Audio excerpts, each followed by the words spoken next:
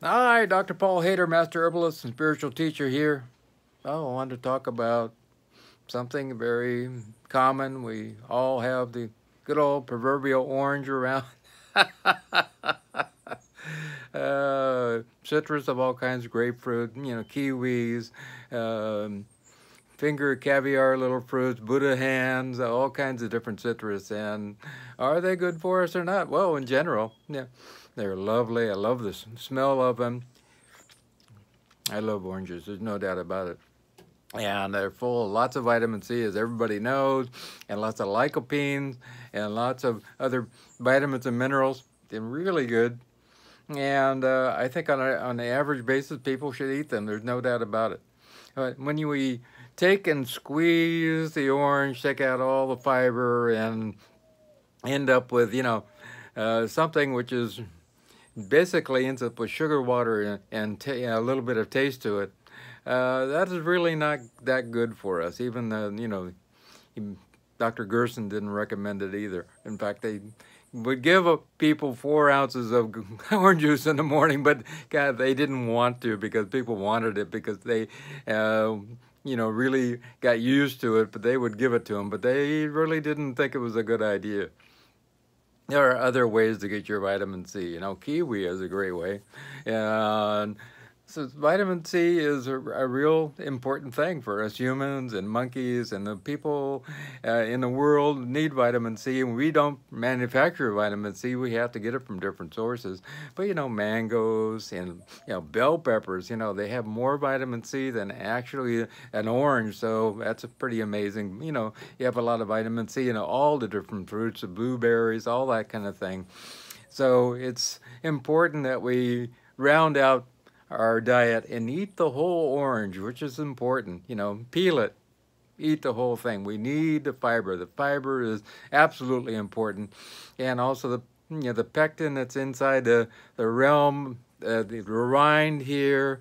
Actually, this rind area is really good for varicose veins, and I find it really good for people. Keep that white part on there. A lot of people go, I don't want that, but it's really good for you.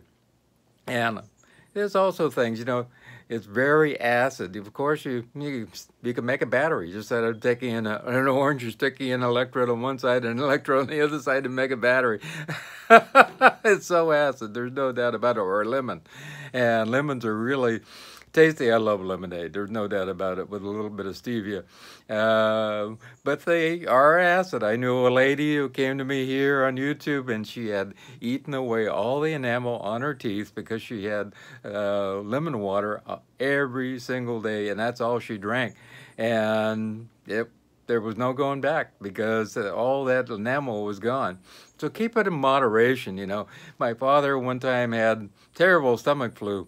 And he went to the doctor and he kept telling him, you got to eat a lot of citrus, drink lots of orange juice. And he had a inflamed stomach, and all that did was make it worse. And finally we put him on other things, and it cleared up and got better. So they can be irritating to the stomach in some ways and irritating to the body in some ways. If you got too much acid going on, it's not a good thing. Everything in moderation is really important. I think that's the key to living life. And try to eat a lot of different types of fruit, citrus fruit. Buddha hand is a wonderful citrus fruit which comes from the Orient, and they do grow them in the States also, and it looks like a hand actually hanging down, and it's a great aroma, used in cooking and full of vitamin C. Little citrus fingers which have little caviar type of berries inside, and they actually burst in your mouth. They're just wonderful. Those are great. Of course, kiwi are amazing. I love kiwi and those type of things. Also, the things that have lots of vitamin C, like strawberries. Strawberries are one of my favorite things. Also, strawberries have an energetic part of them, too. If you eat strawberries in the morning, they keep you going and really give you energy. There's no doubt about that. So it's about keeping things in moderation. We eat about 6 to 10 foods on the average. There's 600 or 700 or actually thousands of foods out there, that we limit ourselves to so few. And all these different foods have lots and lots of different attributes to them, which are really important. And so I think it's really important to, vary our diet as much as possible. Things like rambutan and loquats and all kinds of different things, which are really great. They have lots of vitamin C also. I think that it's really important to expand our awareness about lots of different types of fruits, even durian. You'd have to hold your nose to eat that. I would even class, pineapple in that kind of citrusy area also, and has lots of vitamin C in it also, and also the bromelian, which is also good for aches and pains and that type of thing. Really, food is the way to heal. Food is the way to bring ourselves to a great place of physically feeling great inside. It is not the answer for all things. I think a lot of times that we have to remember that when we have anxiety and fear and all kinds of stuff going, that no matter what we put in our body in the way of food is not going to calm that or get rid of it. We have to change some stuff up here. And that's really important, to allow ourselves to grow and change as far as, filling ourselves up with love and exuding that love to everybody else. And when we do that, things start to change. Yesterday I had a great friend who has passed on to the other side, and his name was, here's his picture, Carlos Acevedo, and a great man, and I miss him dearly. And he was a person who helped everybody. I mean, he brought a lot of people to me for healing, and he would go out of his way, even pay out of his own pocket to help people. And just a wonderful person. I can still hear him speaking to me. Hey, Paul, how's it going? ¿Qué pasa, man? Oh, just a joy, a big hug bear, you know what I mean? He loved to hug people, and he would help people to get better in whatever way, shape, or form that would be. And I think there was about 3 big words that summed up who Carlos was. I think, first of all, he was love, absolutely love. And we need to allow ourselves to know that love is super important. And Carlos would go out of his way to exude that love to people and make sure that they know that he loved hugging people. And I think it's really important to allow ourselves to express our love as much as possible to everybody. And he was joy. It was one of his great sayings was, "Life is good." I think that we need to exude that more in our lives. Everybody, life is good, and express that to people and hold that in our heart and bring in that great ecstatic joy and love into our heart, and breathe in, ecstatic joy, and breathe out love to everybody else in the world.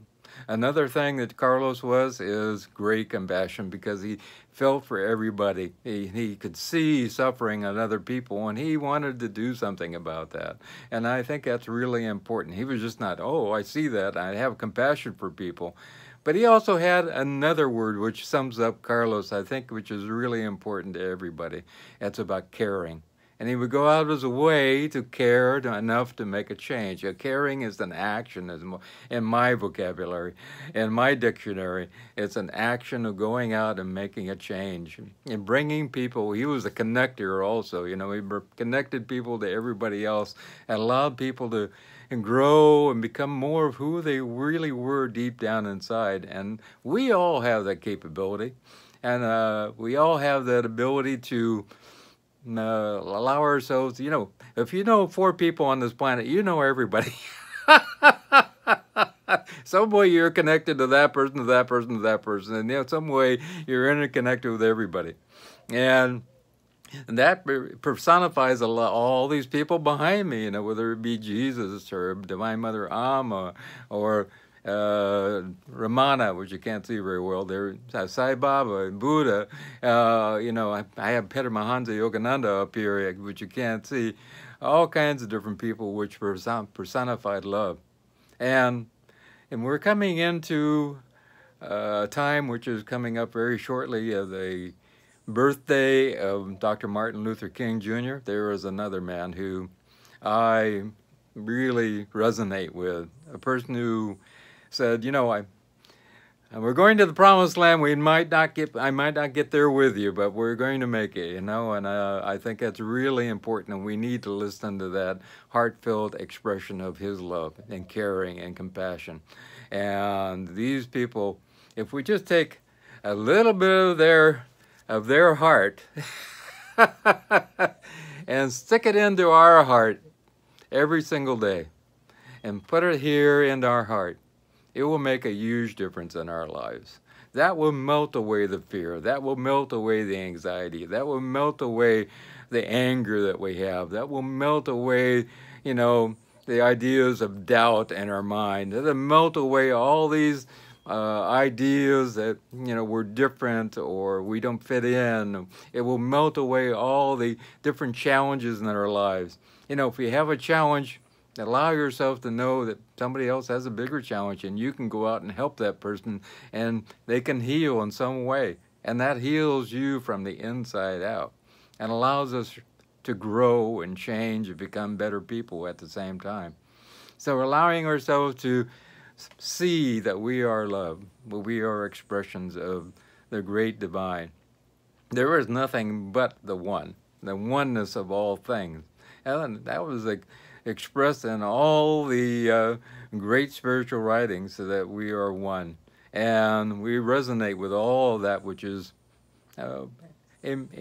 unimaginable, hard for us to grasp, that we are connected to every single soul. And I think that's really important. I was just talking to a man the other day, and when he was 17, he ended up with a little sore on his, right leg, and he just thought nothing of it. So he went backpacking, and it got really infected. Went on a 50-mile backpack, and he got really infected. By the time he got back, he went to his room, and all of a sudden he passed on. And it got really infected, and he ended up with, you know, infection running through his whole body, you know, bacterial septicemia. And he went to the other side. He saw the tunnel, saw the light. He ended up seeing the two beings, and the two beings looked at him and said, they imparted a lot of information to him that he needed to know about the other side. And he was a very interesting young boy, and they asked him, what do you want to do? You can stay here. You know, and it was so enticing because he was in this beautiful light of love and the beautiful light of understanding, complete bliss. But he said, what do you want me to do? And then the entity said, the angel said, we want you to go back. You got a lot of work to do.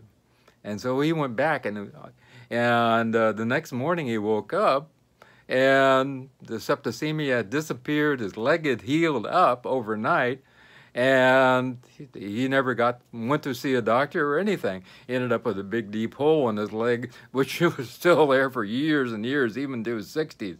But you know, septicemia doesn't usually go away overnight. A lot of people die from septicemia, in fact, but his went away like that. So, but they imparted that he had a spiritual purpose that in his life that he needed to move forward with in order to make a difference in everybody else's life. And he remembered that they talked about his heart. They talked about giving his heart to other people. And from that point on, from the time he was 17 till he's in his 60s now, he's been giving and caring and making a difference in other people's lives. And so I would behoove you to make a difference in other people's lives. Go out and make a difference. You know, a lot of people feel a little bit dismayed about what the world is like right now. But you can change. It's about that story about all the starfish washed up on the beach, and there's a man out there and he's throwing starfish back into the ocean, you know, and a guy comes out and goes, what are you doing that for? That's not going to do any good. And he goes, well, it made a difference to that one. Well, it made a difference in that one. And the more we try, the more we make a difference in other people's lives. And it only takes one. If you just came to make a difference in one person's life, that's all that's just what life is about. And we should feel good about that. And I know people like Carlos, my friend, and Dr. Martin Luther King Jr. have touched hundreds and thousands and probably even millions of people's lives.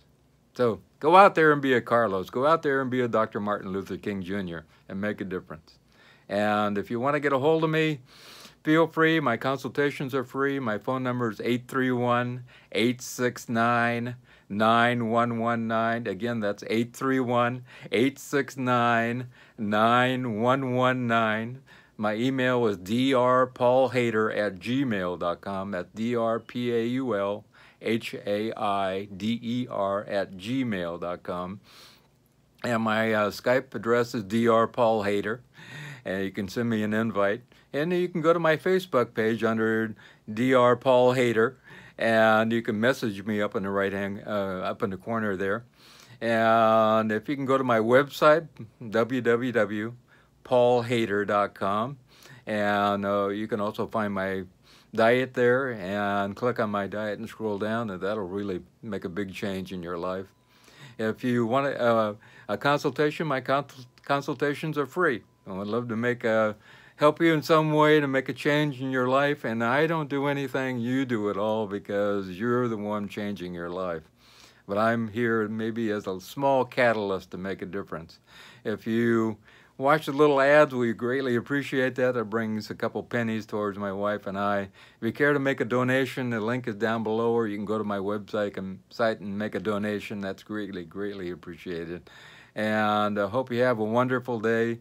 And please subscribe. We would like to get our subscribers up this year to 100,000. We're about 25,000 now. We would love to get it up there and spread the word about healing and make a difference in a lot of people's lives. So I hope you have a wonderful day. And remember one thing above all. I love you.